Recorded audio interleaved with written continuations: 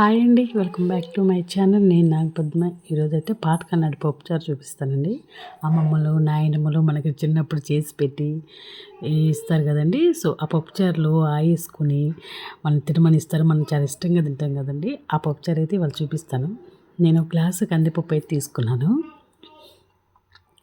ఆ కందిపప్పుని, ఈ కందిపప్పు అయితే బయట కొన్నే కదండి, మాకు పండినవి. సో ఆ కందిపప్పు చూడండి, బాగా వేయిస్తారు, ఎండపోస్తారు. ఇవి చాలా టేస్ట్ కూడా ఉంటాయండి. పొట్టు కూడా సరిగ్గా పోయినా పట్టు కూడా టేస్ట్ ఉంటుందండి. సో కడిగి పెట్టేసుకొని కుక్కర్లో వేసేసుకొని టమాటో, పచ్చిమిర్చి, ఆనియన్, ఒక నిమ్మకాయ అంత, చింతపండు అన్నీ తీసుకొని కట్ చేసి పెట్టుకొని చింతపండు వాటర్ పోసి నానబెట్టుకోవాలి.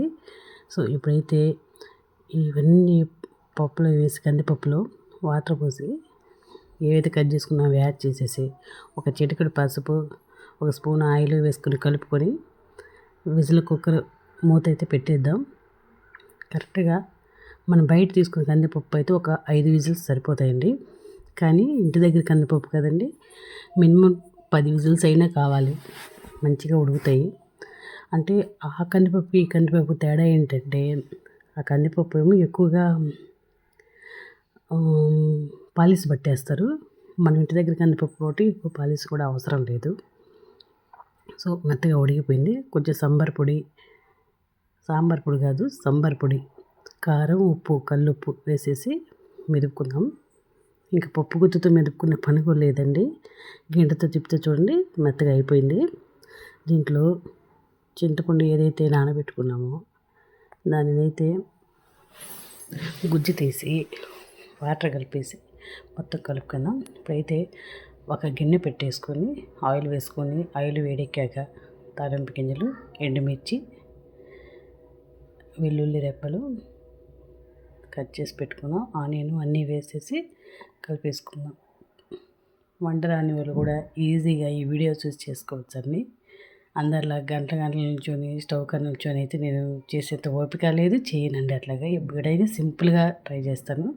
కరివేపాకు వేసుకున్నాం, తాలింపు కూడా ఇప్పుడు వేగిపోయిందండి. ఇప్పుడు ఈ పప్పుచారు అయితే మనం ఉందో కలుపుకొని అదైతే కలిపేసుకుందాం. శుభ్రంగా వాటర్ పోసుకుని చింతపండు రసం కలుపుకొని చూద్దాం. ఇప్పుడు టేస్ట్ చూద్దాం, ఉప్పు కారం సరిపోయాయి లేదు.